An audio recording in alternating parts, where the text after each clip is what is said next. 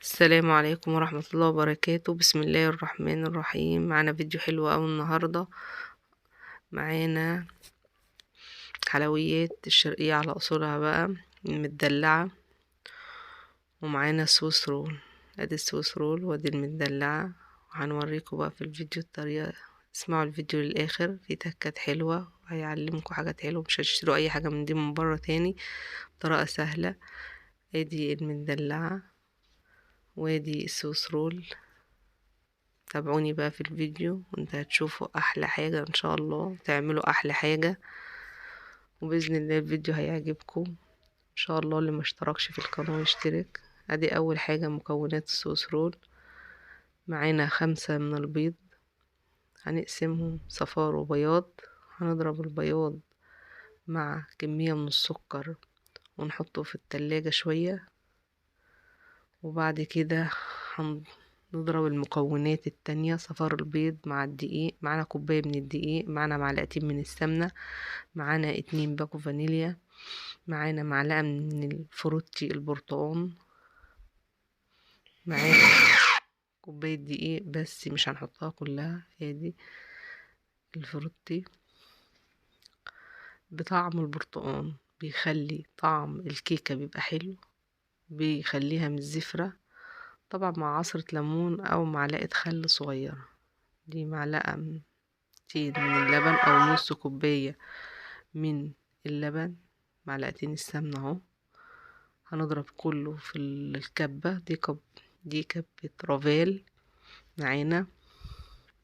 تضرب بتعمل كيكة وبتعمل لحمة، تقشر توم، فيها كل الإمكانيات، ممتازة بصراحة. عليها عرض دلوقتي في الشركة هايل جدا، اللي عايز يشتريها يشتريها. هنضيف الدقيق بقى ونحط معلقتين البيكنج باودر، وبعد كده ضفنا بياض البيض، قلبنا كل الخليط مع بعض في الكبة. هننزل الخليط بقى في الصينية. طبعا فرشنا في الصينية ورقة من الزبدة، دهناها بالسمنة من فوق ومن تحت. هنحط الخليط في الفرن لمدة 20 دقيقة.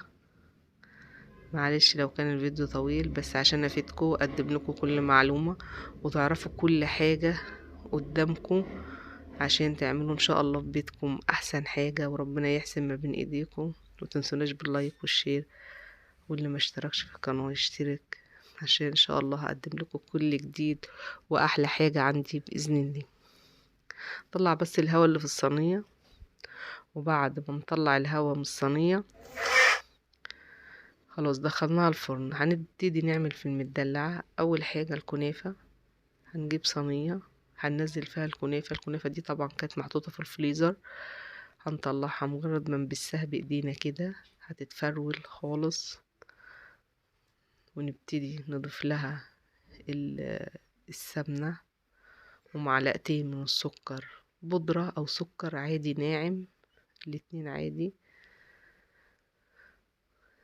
هنفركها كده زي ما انتوا شايفين او نبسها بايدينا، وممكن نضربها في الكبة دي، بس هي يعني من كتر السهولة بتاعتها انا حبيت اعملها بايدي عادي، عشان تعرفوا بس ان هي لما بتنحط في الفريزر وبتطلع بتبقى سهلة ان هي تتفرم بالايد او بالكبة او باي حاجة.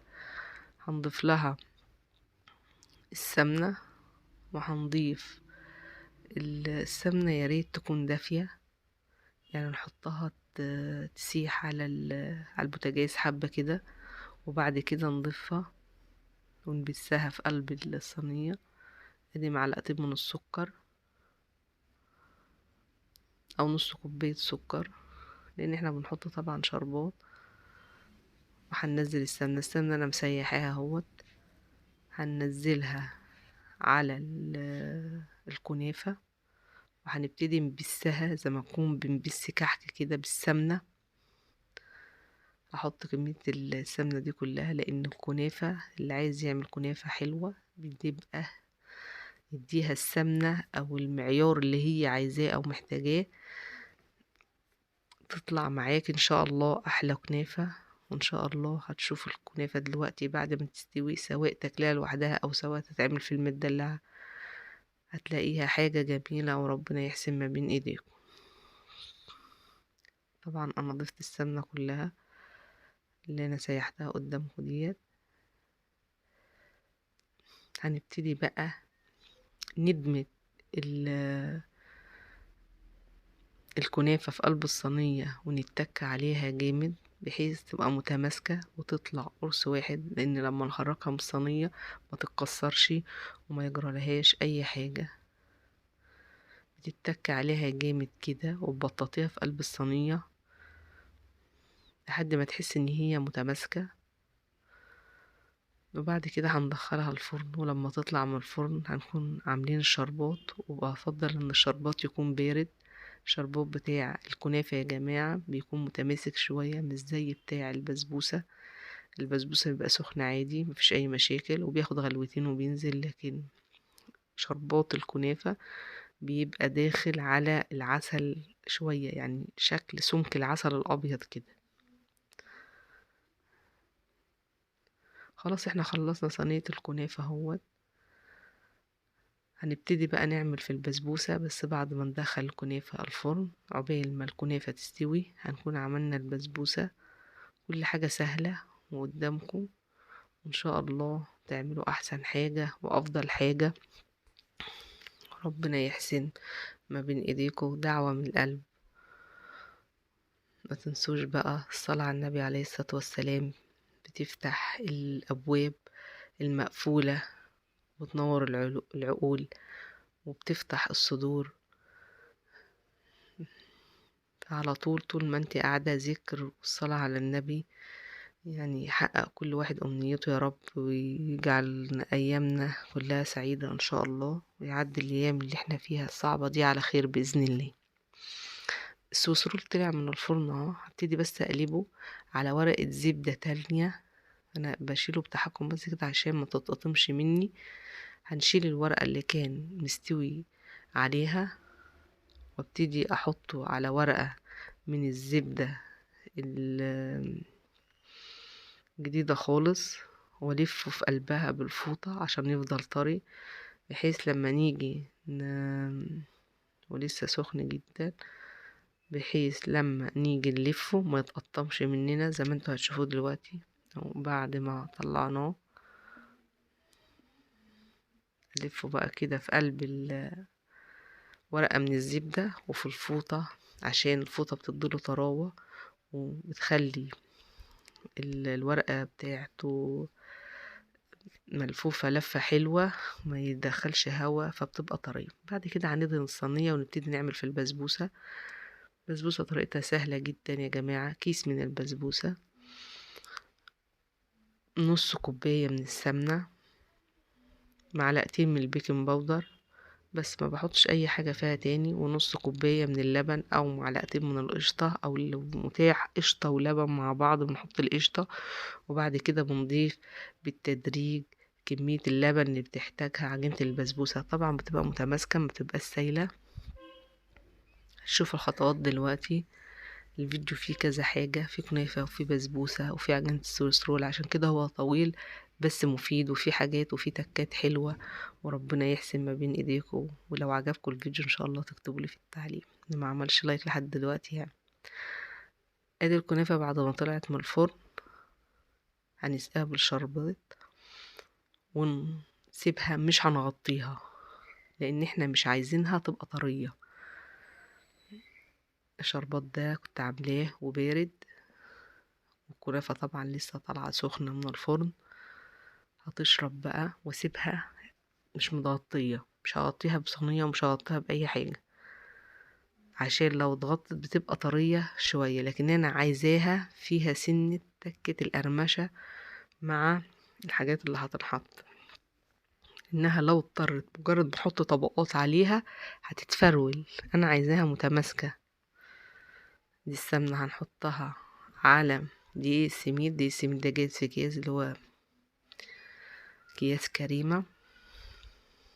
هبسه زي ما نكون بنبس برضو عجينة الكحك. هنحط السمنة تكون مدفيينها برضو على النار، وهي بتبقى عاملة زي الرملة المبلولة، وتني أبس فيها كده لحد ما السمنة كلها تدخل في دقيق السميد وتبقى عاملة زي الرملة المبلولة. هنحط بقى معلقتين او معلقة واحدة، هو الكيس اساسا فيه معلقة لان انا كنت مستعملاه قبل كده، في معلقة بيكنج باودر واحدة،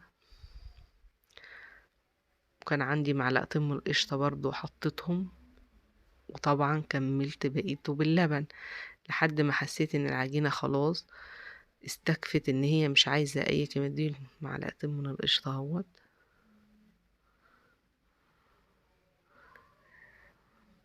وبعد كده هنكمل باللبن عادي.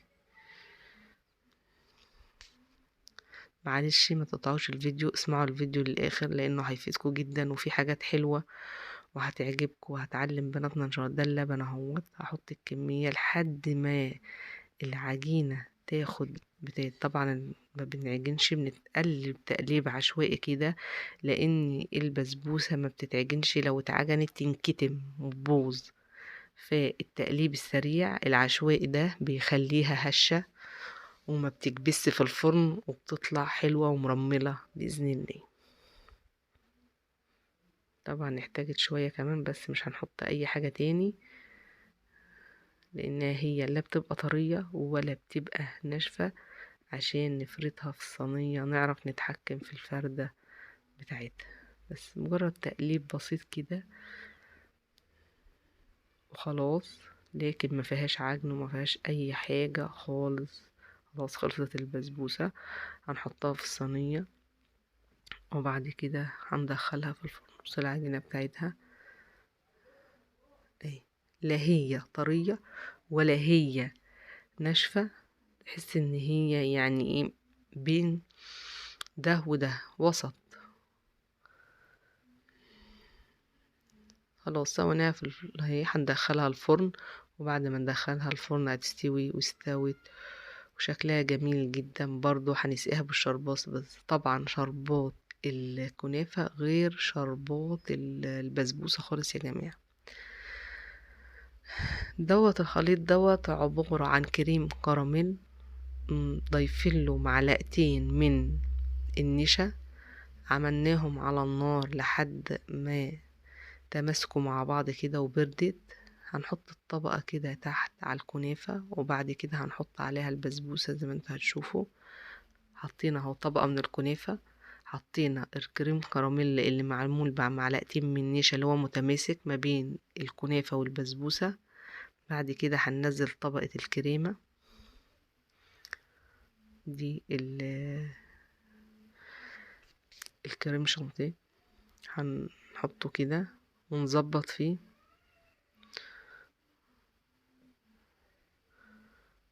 تحطي بقى كمية حلوة بحيث ان هي تملأ المساحة بتاعة الصينية كلها.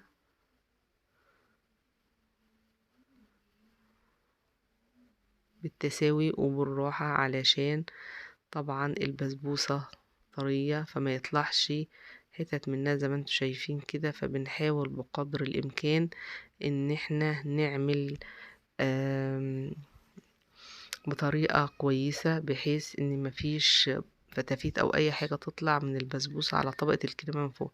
ده الكريم كراميل بقى اللي هو السايل العادي. طبعا انتوا عارفين كلكم بينعمل ازاي، وان شاء الله في فيديو هعمل لكم الصوصات، صوص الشوكولاتة وصوص الكراميل، وان شاء الله ربنا يحسن ما بين ايديكم وتعملوا احلى حاجة. وان شاء الله لو الفيديو عجبكم باذن الله تعملوا لايك وتكتبوا لي اعجاب. هنعمل بس كده بالسكينة او بحاجة، هنمسك نفرد طبقة الكريم كراميل على الكريمة، لان الكريمة طبعا زي ما انتوا عارفين طرية جدا.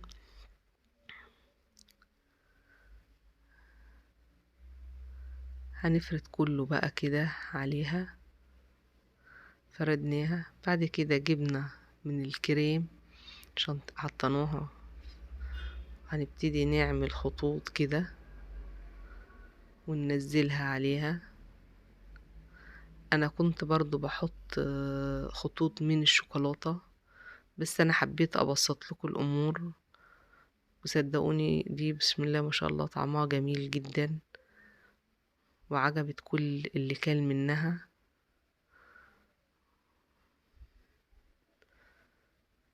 فاللي عجبته الوصفة بتاعتي يكتب لي في التعليق ان شاء الله، وربنا يحسن ما بين ايديكم. شوف بقى، ادي يا ستي المدلعة، ولا اسهل من كده. طريقة سهلة، طريقة جميلة. وبصي انا عملتلك بأبسط حاجة، يعني ما حطيتش صوصات كتير ولا حاجات كتيرة، مجرد كريمة صوص كراميل والكنافة بتاعتنا. وما شاء الله والله كان طعمها جميل جدا وطعمها حلو. والله احسن من بره، وحاجات نظيفة انت عاملاها ببيتك ومضمونة انت عاملاها ازاي. اللي عجبه المدلعة بتاعتي بقى يكتب لي في التعليق. وطريقة برضو الصوص رول لو عجبتكم. لسه بقى هنزينه ونحشي معاكم. حطينا طبقة من الكريمة مع طبقة من كريم كراميل جوه. طبعا الاولاد هنا بيحبوه بالشوكولاتة، فحبيت ان انا اعمل دهنة من الشوكولاتة عليه من بره كده. وحطينا برضو عليه كريمة.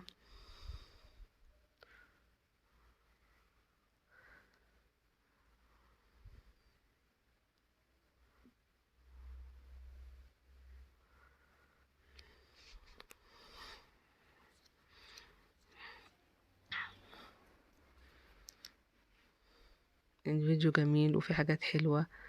ياريت اللي سمع الفيديو او بيسمع الفيديو ما يقطعش منه حاجة ويسمع كله عشان يستفيد ويقدر يعمل الحاجة وما يشتريش حاجة من بره تاني. كل حاجة متاحة ببيتنا نقدر نعملها بسهولة وبطريقة سهلة جدا، وحاجات متاحة عندنا في البيت وحاجات نظيفة عشان نحافظ على صحة أولادنا من الحاجات المهدرجة. وطبعا انتوا عارفين الحاجات دي كل الناس بتعاني منها دلوقتي، فاحنا بنحاول نقدم لكم احسن حاجة عندنا. ان شاء الله تعملوا احسن حاجة وربنا يحسن ما بين ايديكم.